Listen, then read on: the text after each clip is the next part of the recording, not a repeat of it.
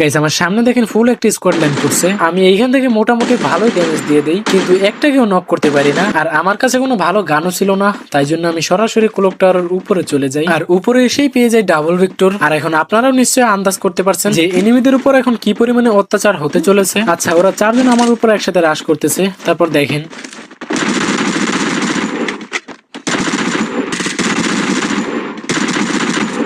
আচ্ছা, দুইটা তো ডাউন। চলেন লাস্ট এনিমিকে পেন দিয়ে মারা ট্রাই করি।